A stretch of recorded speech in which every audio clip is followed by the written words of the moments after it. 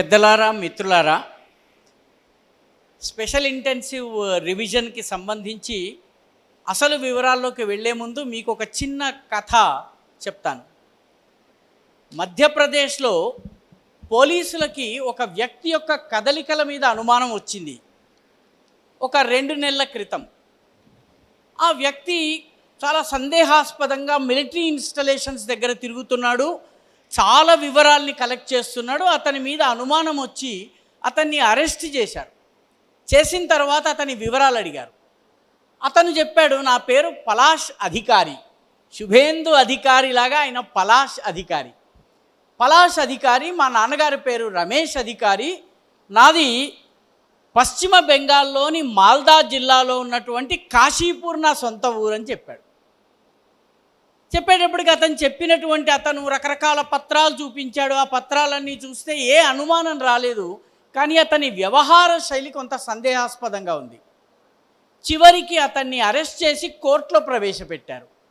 కోర్టులో జడ్జి గారికి కూడా అతని భాష మీద కొంత అనుమానం వచ్చింది. అతను బెంగాలీ, ఆ జడ్జి గారికి బెంగాలీ వచ్చు. మనకి ఏ రకంగానైతే తెలంగాణ భాషే జిల్లాలకు వేరుగా ఉంటుందో బెంగాలీ కూడా జిల్లాకి వేరుంటుంది. అతను మాట్లాడుతున్నటువంటి బెంగాలీ కలకత్తా లేకపోతే మన పశ్చిమ బెంగాల్కి సంబంధించిన బెంగాలీ కాదు. దాంతో అతన్ని కాస్త ఎక్కువ ప్రశ్నిస్తే అతను చెప్పాడు, నా పేరు పలాష్ అధికారి, నా తండ్రి పేరు రమేష్ అధికారి, ఆయనకు 62 సంవత్సరాలు, మేము 4 అన్నదమ్ములము, నేను అందరికన్నా పెద్దవాడిని, నాకు 42 సంవత్సరాలు, నా తరువాత ఒక తమ్ముడున్నాడు, వాడి పేరు సుబ్రత అధికారి, దాని తరువాత ఇంకొక తమ్ముడున్నాడు, వాడి పేరు సోమేన్ అధికారి, అందరికన్నా చిన్నవాడి పేరు రాహుల్ అధికారి, మేము 4 అన్నదమ్ములము అన్నారు. అప్పుడు జడ్జి గారు 2021 ఓటర్ లిస్టుని తెప్పించారు. 2021 ఓటర్ లిస్టు చూస్తే పలాష్ అధికారి ఉన్నాడు, రమేష్ అధికారి ఉన్నాడు, సోమేన్ అధికారి ఉన్నాడు, సుబ్రత అధికారి ఉన్నాడు, అదేవిధంగా రాహుల్ అధికారి కూడా ఉన్నారు. వీళ్ళందరూ ఉన్నారు. కానీ అనుమానం తీరక జడ్జి గారు అన్నారు, ఇక్కడ స్పెషల్ ఇంటెన్సివ్ రివిజన్ ఏ సంవత్సరంలో జరిగింది అని పోలీసులను అడిగితే పోలీసులు బెంగాల్ వాళ్ళని కన్సల్ట్ చేస్తే బెంగాల్ వాళ్ళు 2002లో బెంగాల్లో స్పెషల్ ఇంటెన్సివ్ రివిజన్ జరిగిందని చెప్పారు. అప్పుడు 2002 యొక్క ఓటర్ లిస్టుని తీసుకుని రండి అన్నారు. 2000 ఓటర్ లిస్టు చూస్తే రమేష్ అధికారి ఉన్నాడు, పెద్ద కొడుకు పలాష్ అధికారి లేడు, అందరికన్నా చిన్న కొడుకు అయినటువంటి రాహుల్ అధికారి లేడు, మధ్యలో ఉన్నటువంటి సుబ్రత అధికారి, సోమేన్ అధికారి ఉన్నారు. అప్పుడు ఆ ఊరికి పంపించారు మనుషుల్ని. పంపించిన తర్వాత ఆ రమేష్ అధికారి దగ్గరికి వెళ్తే, అవును నేనే రమేష్ అధికారి, నాకు 62 ఏళ్ళు నిజమే, నాకు 2 కొడుకులు, ఒకడి పేరు సోమేన్ అధికారి, ఒకడి పేరు సుబ్రత అధికారి అన్నారు. మరి పలాష్ అధికారి మీకేమవుతాడు అంటే నాకు తెలియదు అన్నాడు. మరి రాహుల్ అధికారి ఏమవుతాడు అంటే రాహుల్ అధికారి కూడా తెలియదు. అప్పుడు ఇతన్ని కాస్త గట్టిగా పోలీసులు తమదైన భాషలో అడిగితే, ఈ పలాష్ అధికారి అనే పేరుతో రమేష్ అధికారి పుత్రుడిగా చలామణి అవుతున్నటువంటి వ్యక్తి అసలు పేరు మొయినుద్దీన్. ఈ మొయినుద్దీన్ బంగ్లాదేశ్లో ఉన్నటువంటి ఖుల్నా అనే జిల్లాకి చెందినటువంటి అహ్మద్పూర్కి చెందినవాడు. అంటే బంగ్లాదేశ్ నుంచి వచ్చినటువంటి చొరబాటుదారులకు హిందూ పేర్లిచ్చి ఓటర్ల జాబితాలో ఇంక్లూడ్ చేశారు. వాళ్ళు అఫీషియల్గా ఓటర్ల జాబితాలో హిందువులు, ప్రాక్టికల్గా ఆచరణలో ముస్లింలు. ఇది బెంగాల్లో జరిగింది.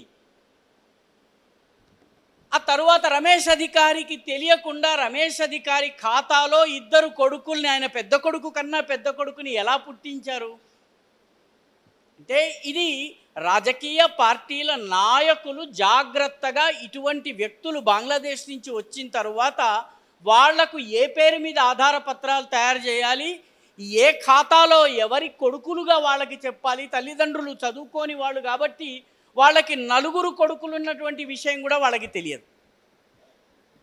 కాబట్టి స్పెషల్ ఇంటెన్సివ్ రివిజన్ 2002లో బెంగాల్లో జరిగింది. ఆ తరువాత మళ్ళీ మొన్న ఎన్నికలకి ముందు జరిగింది. మొన్న ఎన్నికలకి ముందు జరిగితే 65 లక్షల మంది 3 రకాల పేర్లను తొలగించారు. ఒకళ్ళు చనిపోయిన వాడు ఓటు తొలగించాలి. రెండవది ఆ ఊరి నుంచి వేరే ఊరికి వెళ్ళిపోయాడు, అలాంటి వాడి పేరు తొలగించాలి. మూడవది ఒకే వ్యక్తికి 2-3 చోట్ల పేర్లు ఉన్నాయనుకోండి, అప్పుడు ఏదో ఒక చోట పేరు ఉంచాలి, 2 చోట్ల పేరు ఉంచకూడదు. మన ఆంధ్రప్రదేశ్లో, అవిభక్త ఆంధ్రప్రదేశ్లో ఇది జరిగేది. ఒక వారం తెలంగాణలో పోలింగ్ జరిగేది, ఒక వారం ఆంధ్రలో పోలింగ్ జరిగేది. తెలంగాణ పోలింగ్ అయిపోయిన తర్వాత బస్సులు ఆంధ్రాకి వెళ్ళేవి. మీరు ఆంధ్రాయా తెలంగాణ తేల్చుకోండి అని 2014లో చెప్పిన తరువాత ఇక్కడ పోలింగ్ శాతం పెరిగింది. కాబట్టి డెడ్, షిఫ్టెడ్, డబుల్ ఎంట్రీ ఈ 3 పేర్లను తొలగిస్తే పశ్చిమ బెంగాల్లో 65 లక్షల పేర్లు వచ్చాయి, 65 lakh. వీళ్ళు కాకుండా బంగ్లాదేశీలు, రోహింగ్యాలు, నేపాలీలు, వీళ్ళను ఎంతమందిని తొలగించారంటే వీళ్ళను మరొక్క 40 lakhs తొలగించారు. పశ్చిమ బెంగాల్లో ఈసారి స్పెషల్ ఇంటెన్సివ్ రివిజన్ని జరగకుండా ఎంత గట్టిగా ప్రయత్నం చేశారంటే సుప్రీంకోర్టుకు వెళ్ళారు, ఎన్నికల సంఘాన్ని సవాలు చేశారు. మీకు ఇంకా ఆసక్తికరమైన విషయం ఏంటంటే మధ్యప్రదేశ్లో పలాష్ అధికారి అరెస్ట్ అయినప్పుడు బెంగాలీ హిందువుల ఓట్లను తొలగించే కుట్ర బీజేపీ చేస్తోందని బెంగళూరులో ప్రెస్ కాన్ఫరెన్స్ జరిగింది. బెంగాల్లో కాదు, బెంగళూరులో జరిగింది. అంటే ఈ నెట్వర్క్ ఎంత గొప్ప, ఎంత పవర్ఫుల్ నెట్వర్క్ ఒకసారి అర్థం చేసుకోండి. కాబట్టి బెంగాల్లో ఈసారి దాదాపు 1,05,00,000 పేర్లు తొలగిన తరువాత చనిపోయిన వాళ్ళ పేర్ల మీద ఓట్లు వేసేవాళ్ళు, అక్కడ లేని వారి పేర్ల మీద ఓట్లు వేసేవాళ్ళు, ఆ తరువాత మిగతా పద్ధతుల ద్వారా ఎవరైతే అక్కడ 2-3 చోట్ల పేర్లు ఉన్నాయో వాళ్ళు 2-3 చోట్ల పేర్లు వేసేవాళ్ళు. మన పాత బస్తీలో ఇది జరుగుతుంది. పొద్దున చాంద్రాయణగుట్టలో ఓటు వేసిన వాడు మధ్యాహ్నం చార్మినార్లో ఓటేస్తాడు, ఈవినింగ్ వచ్చేటప్పటికి వాడు యాఖుత్పురాలో ఓటేస్తాడు, సాయంత్రం 6 గంటలకి వాడు బహదూర్పురా క్యూలో నుంచుంటాడు. ఒకే వ్యక్తి 4 వేర్వేరు ఐడెంటిటీ కార్డులతో, వేర్వేరు పేర్లతో. కాబట్టి స్పెషల్ ఇంటెన్సివ్ రివిజన్ ఎందుకు కావాలి అంటే ఇందుకు కావాలి.